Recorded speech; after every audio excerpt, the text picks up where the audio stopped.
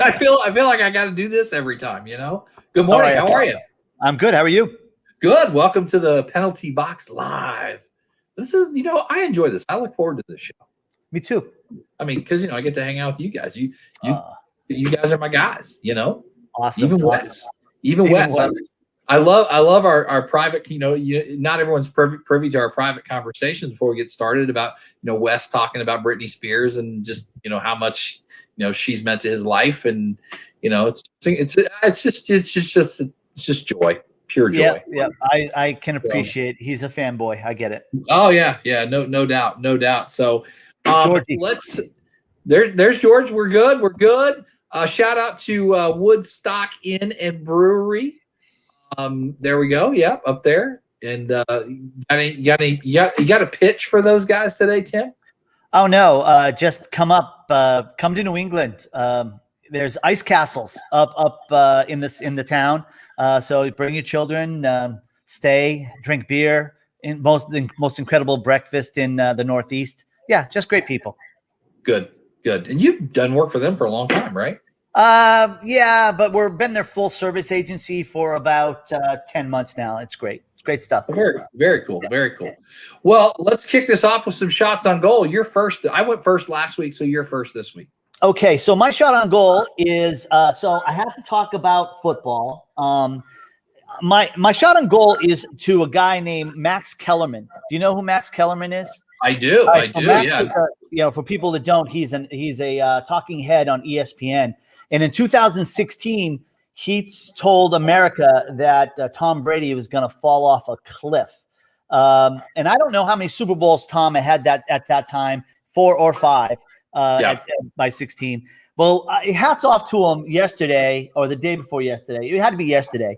He tweeted, Tom Brady has had a full Hall of Fame career since I made the fall off the cliff prediction. Well, that's one of those things where you could take Tom Brady's career and probably almost at this point bust it into 3 different categories. Early, kind of a little bit lull. Then he has basically another Hall of Fame career, and you could almost look now and say, well, one Super Bowl is he has more. He has the same number of NFC titles as Aaron Rodgers and Drew Brees. Right. And think about this: what was it? Super Bowl 54 or 55 coming up? I think 54. I don't know. I'm not good with Roman numerals. So he's been in 10 of them. Think about that. Absolutely insane. Anyway, so that's my shot on goal. Well, I've got 2, and maybe a bonus shot. But have you seen in this mass exodus of people trying to get away from Facebook and being censored and all that? And I don't want to go down that road, but have you seen the rise of apps like Signal for your direct messaging, because people want to get away from instant messenger because it's Facebook? And so Signal is out there, and which is one that I think Elon Musk had talked about, where it's encrypted, it's private, there's no Todd is here, we just got a message. Exciting. But so Signal is out there. There's a couple others. And so one of the highlights of my week last week, quite honestly, was I get on Signal just to check it out, right? Because I want to be in the know on what's going on, some social media stuff. And I get a message from our buddy George Henderson. Why are you on Signal? What do you care? And he's like, this is for, because, George is deep state and thinks, I be deep, you're not deep state, Eric. What are you doing, you idiot? I'm like, I'm just checking it out. Leave me alone, turkey. Tell you have to kill you. See, right. So that's shot on goal number 1. Do you have any more? No, I'm good. That's it. Yeah. Okay. Budweiser, Pepsi, and Coke are not going to participate in the Super Bowl this year. Now, some of their other brands will, but this is the first time, I think, in like 400 years that you won't have like a Budweiser Clydesdale horse at the Super Bowl, which is pretty 37 years, I think, is the run. But the money is going to a good cause, right? I don't know. What are you referring to? Yeah, I read that it's been 37 years. They're going to take the money they would have spent on the ads and put it towards vaccine awareness and distribution. Gotcha. Yeah, so interesting from a marketing standpoint that you won't have, what's up, and you won't have, frogs, and you won't, I mean, just all that stuff, or Michael Jackson, or we won't have Michael Jackson anyway, but you know what I'm saying. But or the Clydesdales that tug at your heart, right? yeah, it's going to be an interesting Super Bowl to watch. I think they're only, at the stadium, they're only allowing in, I think, 18,000 fans, something like that. Yeah, hard ticket to get, harder than ever. And my last shot on goal, this is kind of a weird one, but we live in this space where you and I both see people that use like Hippo Video and Bonbon or whatever it's called. And I see when it gets used, and I want to say, friends, use it correctly. So I saw a friend last week who did a really nice video on Bonbon or what Hippo Video, nice video, right? And they posted it on LinkedIn, and then they shared that LinkedIn post to Facebook. And guys, the purpose of that is to use it to embed it in your email. If you want to get more traction on a video that I'm looking right at some of you right now. If you want to catch more traction on your video that you put on Facebook or you put on LinkedIn, upload it directly to their site. Okay. And if you're going to sit here and post a Bonbon video on LinkedIn and then share that post to Facebook, I mean, it's just, that's not the purpose. And we can ask Todd this, but do they just not know, or are they lazy? I think they just don't know. And so, like I said, I'm not trying to be I'm critical, but I'm not trying to be overly critical, but I think some people just don't know. Right. That is a question we'll ask Todd, but what, I'm weird about the algorithms, because I think people create the algorithm. We are the algorithm, right? Sure. But I think I know that the algorithms of LinkedIn or the algorithms of Facebook reward a video that's directly uploaded to their site, because they don't want you to leave Facebook. Right. So stop using Hippo Video to make a video and then put it on LinkedIn, and then share your LinkedIn video to Twitter, and then take the tweet and share it to Facebook, and take that and put it on Pinterest, because that is not the purpose of it. But still a very nice video. Yes, no, it was a quality video, no doubt. And there was some great stuff said, but like I said, once again, that's not how it works. For you Gen X's, Gen Zs, and millennials, that is Eric's version of "Get Off My Lawn." Get off my lawn. Yes, right. So, well, without further ado, let's get to Mr. Todd Collins today. Let's get him on there. Whoa, look at that. I don't know what he's vaping, but he's doing something there. His hair's on point. He's looking good. Todd, you're on mute, so you need to unmute yourself there. Yeah, so, I wanted to follow the etiquette as much as I possibly could. Thank you. We're all about etiquette here. Oh yeah. We're all about doing things right. I wanted Todd. I met through Dennis Berry at PFG, and instantly when I started seeing some of the stuff that Todd was doing, I think probably more than a year ago. I mean, I became like a little fangirl.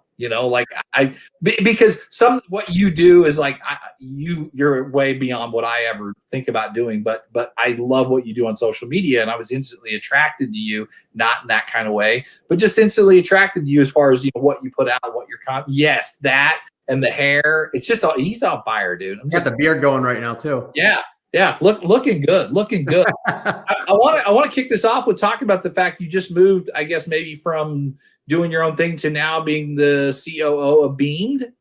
Yeah, it was like two weeks before Christmas, man, and I put sure maybe a fangirl. Hey, thanks, Michelle. I appreciate that. Hey. It was about 2 weeks before Christmas, man, and I turned 42 on Christmas Eve, and you guys either have been there or headed there, and you start getting that itch of reflection. You know what I mean? Where you're kind of just like, all right, 40 years. Now I got to look back real quick. I have to kind of take a peek back. What did I do? Okay. Where do I want to go? All right. And where am I right now? And, 4 or 5 years ago, I launched my personal brand, and I really put, so much effort into that and really using that as my relationship builder, and continued that throughout and helped supplement what, the agency at the exact same time. And it just got to a point where I was like, okay, it's time to do this my way. And that was it, man. I just pulled the trigger. Call it the ADHD impulsiveness or whatever it is. It just went, and we were off the races. In about 3 weeks, we had the company put together. We had the agency built, and I did that specifically in that quick span of time. I wanted to do that and document that to show people how quick and fast you can get a business started from A to Z, from insurance to business licensing, to a website, to social media profiles, to building a team. Everything we had it done in 3 weeks. I'm looking over my board over there, and we're about 62 clients in 3 weeks. Nice. So yeah, I mean, now obviously a majority of those were clients that I had built relationships with over the years, but it was accepted very, very well. And so it's exciting as an entrepreneur. The exciting part of being an entrepreneur is always the infancy stage of a business. As the business grows and becomes a teenager, it starts to become irritating. And I compare that to, I always compare that to children. I've got 4 kids of my own. At the end of the day, a business literally is like raising a child. I mean, it just always is. You have that lovey-dovey stage in the beginning, and then 5-6 years in, it starts to get a bit of an attitude and starts to cause problems and issues and things like that. And you're just like, I want this thing out of the house. And so so it's very, very exciting. I'm very excited about it. It's been awesome. Awesome. What size team do you have now? And all, of course, working remotely. Is that your goal to eventually get a spot when life goes back to normal? Or are you going to do it remotely as you have been?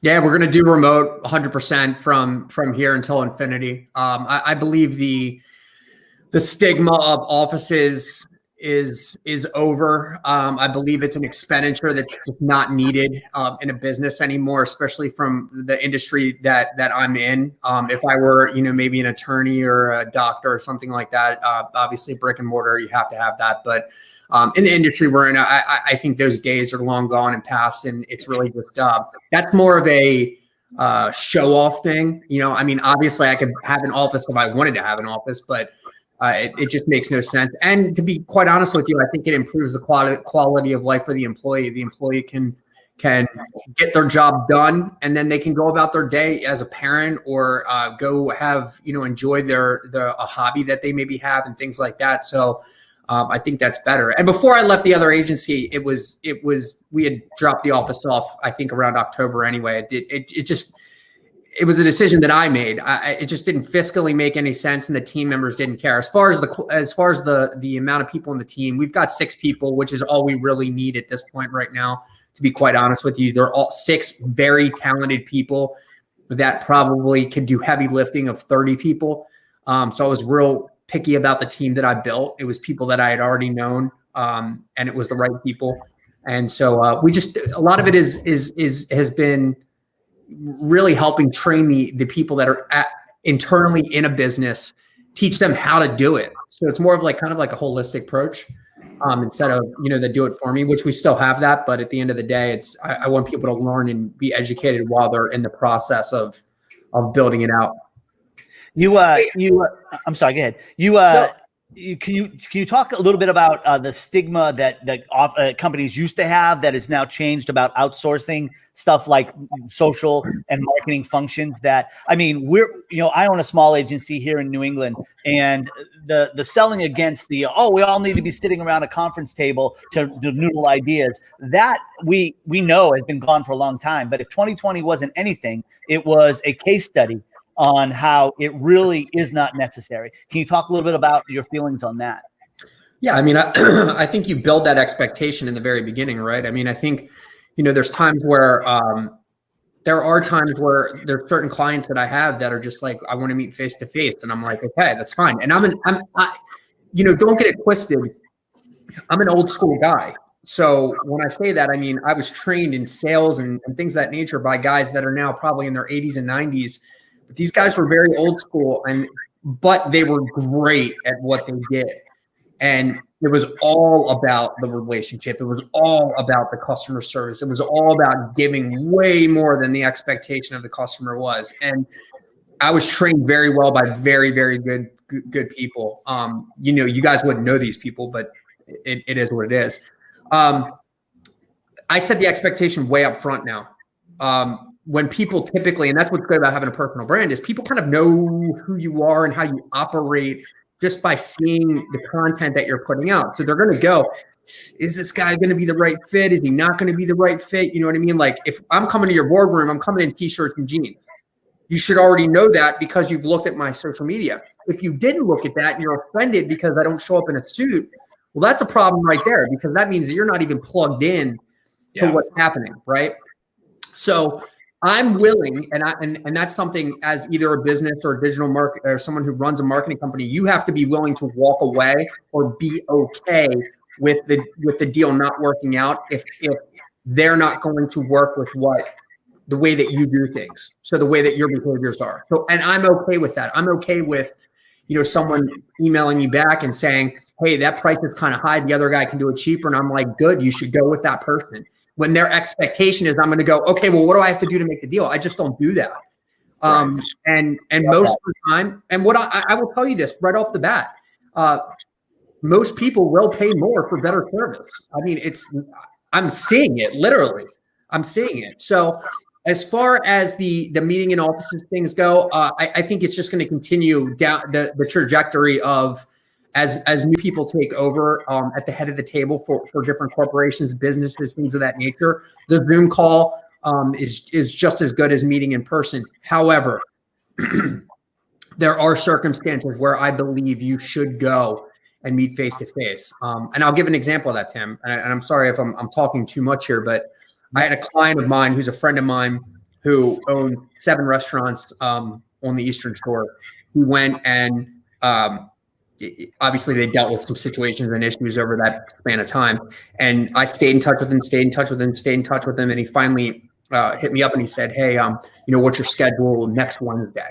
And I said, hey, I can talk. What do you want to do? And he's like, oh, I mean, let's just have like and I said, no. I'm going to drive down and I'm going to meet with you face to face at the offices. So I booked a room. I went down, sat there. I spent about 4 hours with them, drove home and locked the deal in. And to me, that probably meant so much to them that I was willing to do that. And so sometimes going that extra mile, literally, it will be the difference maker between you getting that deal and not getting that deal. So it's a case by case is the long answer.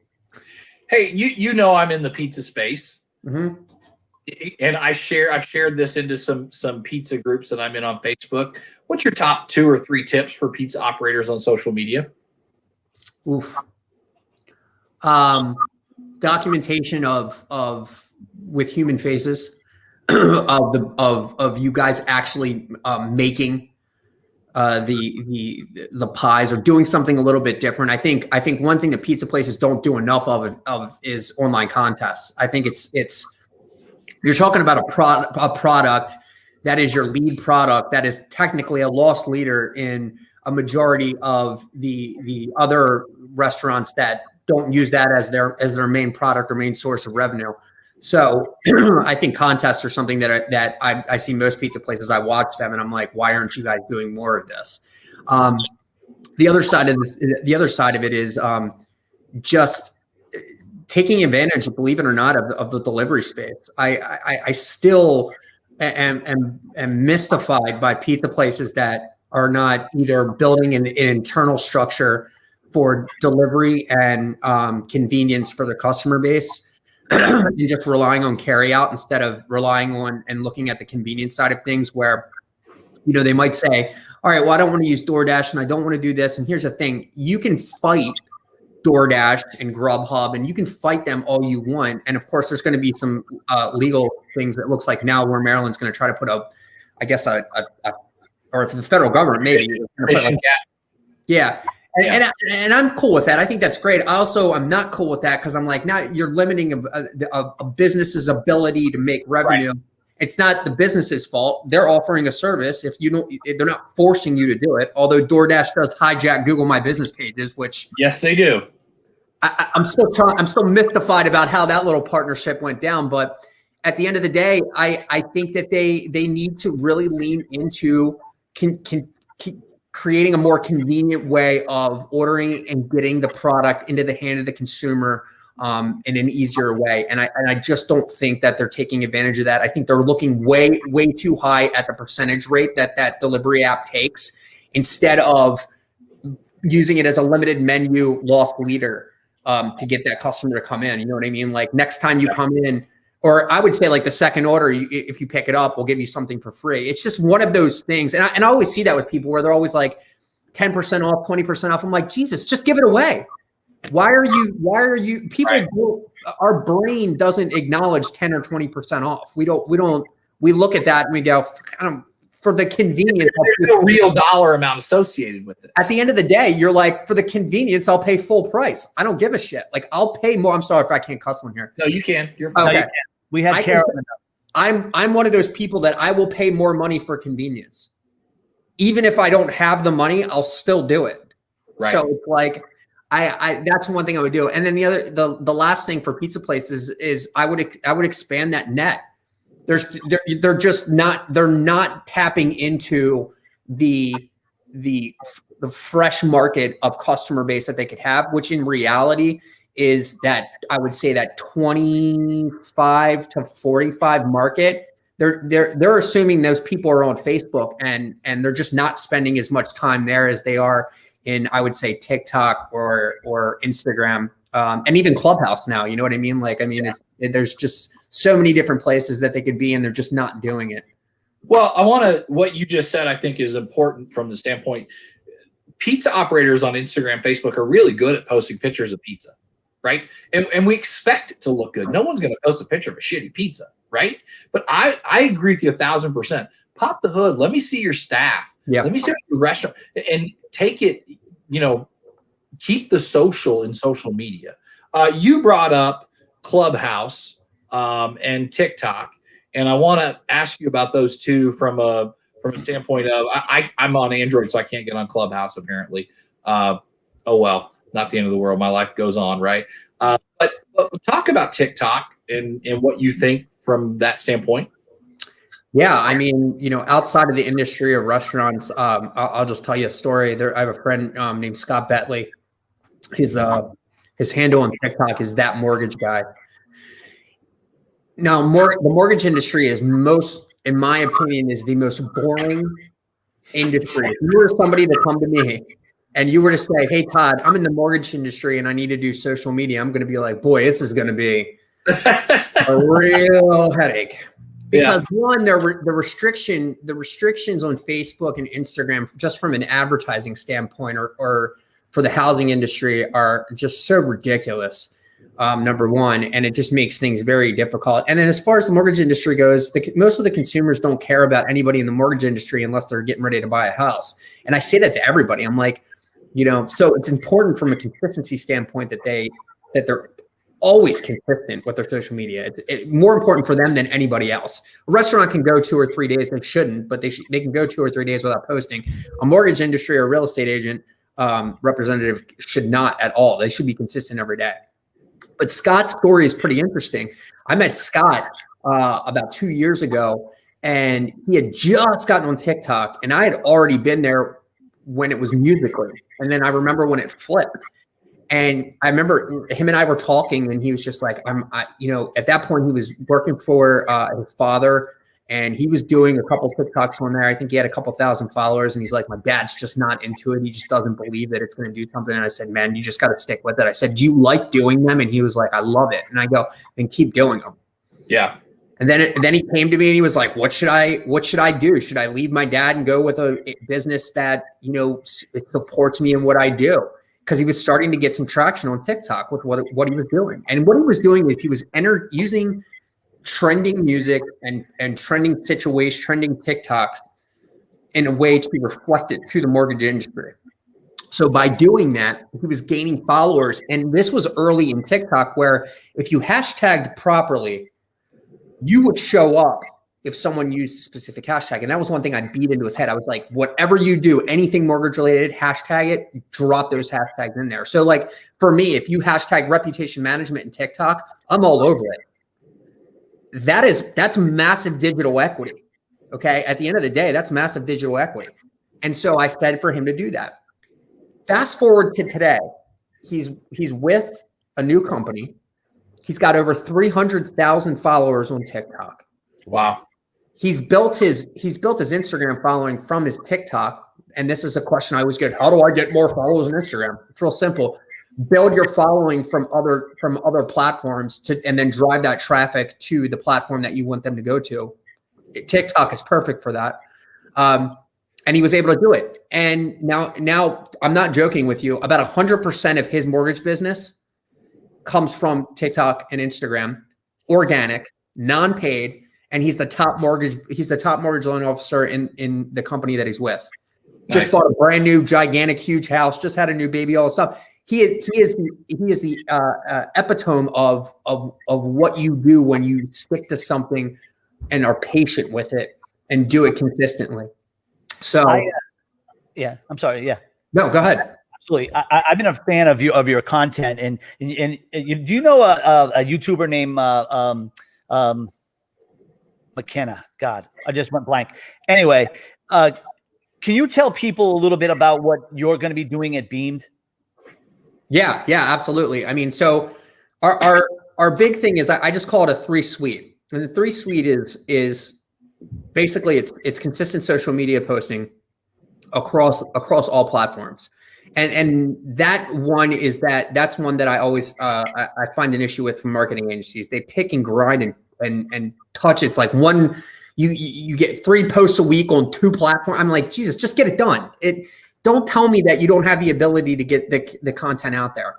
So consistent social media posting. You have somebody who's here, who's local in Maryland, obviously, that's handling that content. The reputation management side is really where the core side niche part of me kind of comes in, is where we go after and mitigate negative reviews for our clients. We take it a step further from just responding to a negative review.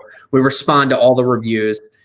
We go after the negative reviews, obviously. Then we want to put a process in place for review generation and doing it the proper way, not the black hat strategy bullcrap ways that people do it, but the real ways to actually generate reviews. And then the last part of it is just real, true, to the ground SEO. And there's a lot of companies that say they do SEO, but I mean real SEO. I'm talking about real, like building it to a point where you're doing it consistently over a 12-month span, and you're getting that client into that 3-pack where they are organically, and then using that 3-pack to then build out a good digital ad strategy for whatever their key performance indicator is. And so when you form all those things together, it's a span of something that happens over the way that I break out that formula is it's a 12-month period. And at the end of that 12 months, we start them small. And then at the end of the 12 months, they're probably paying a couple $1,000s to us for the services that they're providing, but the return on the investment is 3, 4, 5, 6, 7 times that. And it's easy for them to see it. The other thing for me is I don't do contracts. I don't believe in them. That goes back to my old school way of doing business. People think I'm crazy for that. They're like, how are you going to exit your company? And I go, if you start a business with your plan to exit, then you don't really care about that business anyway. So I have no plan of exit strategy. I don't want to exit my agency. That's why I don't do contracts. And I also don't believe that someone should pay me for something if they hate me or don't like what I'm doing. Right. If that's the case, then you part as friends. And that's why I've been able to keep good relationships. Or sometimes clients come back and they go, holy crap, you were right all along. I tried these other guys and they were lying right to my face. And so a lot of people are a lot of industry people out there that I know, they're bullshitters, man. They try to whack people over the head in the very beginning, especially people that don't know what they're doing and don't know any better. And they leave with that taste in their mouth that Facebook advertising doesn't work. Google advertising doesn't work. LinkedIn advertising doesn't work. Twitter advertising doesn't work. They leave with that taste in their mouth. And sadly, that's just not the truth. Right. If that were the case, then one, Tim and I would be unemployed. And also you wouldn't see other businesses out there that are having successful campaigns and they're doing great with it. So I can tell you it does work, but most people just are not patient enough. And again, that's about setting expectations. And I say that to them. I'm like, in the first 30 days, you're probably not going to get anything out of these digital ads. And they're like, what? I'm like, yeah, you're basically going to be throwing your money away in the first 30 days. And they're like, how can you tell me that? And I'm like, because I'm telling you the truth. Your ads need to optimize within the platforms in the first 30 to 45 days. That's what's going on. So if you get a lead, God bless you.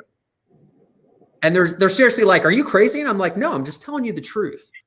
I love it. In 90 days, when you're getting bombarded with leads, you're going, man, you're great, right? The expectation level is built out. And that's where marketing companies screw up. They sell this pipe dream in the very beginning. And at the end of the day, you're selling something that you're selling the results of a 12 to 24 month strategy. And the customer's expectation is this is going to happen right away. Right. And it's just not built out in the beginning like that. So those three things, Timmy. Well, as we wrap up, so we're going to wrap up the live here, and then Todd will come back and record the OT. But three things. You mentioned hashtagging it. Wes actually calls it hash browning it. I don't even know what that means. Secondly, we are on a path, a journey to try and get Wes in touch or in some way engaged with Britney Spears. So if you have any insight on that, that would be outstanding. And I want to ask you real quick before we wrap this up, favorite Baltimore Oriole all time? Oof. Mickey Tettleton. Really? All right. Well, that's not the big name you would think, but that's, it's kind of like when we had who did we have on last week? Evan Carmichael. Right. Who was his favorite Oriole? Was God, I can't. It wasn't an Oriole. It was a Blue Jay. Blue Jay. Sorry, Blue Jay. Yeah. Not to take your time up, but the reason it's Mickey Tettleton is just honestly is when I was younger, I went to a Memorial Stadium Orioles game with my dad. We sat out. This is back when the players would actually park in the parking lot, and him and Rene Gonzalez actually walked out, and they sat there with my dad and two of my friends for about 2 hours, just talking, autographing a bunch of stuff, just talking baseball. And those guys ended up actually coming to our Little League opening day and stuff like that. So the reason I like those guys is I think back then they were just a different type of player, man. Those guys, they were just like us, They had jobs in the winter and different world. So thank you for being on. We're gonna get out of here. I've still got a ton of questions for you. Me too. And it was Kelly Gruber.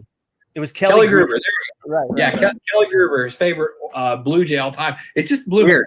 What? Yeah, well, I know it's weird.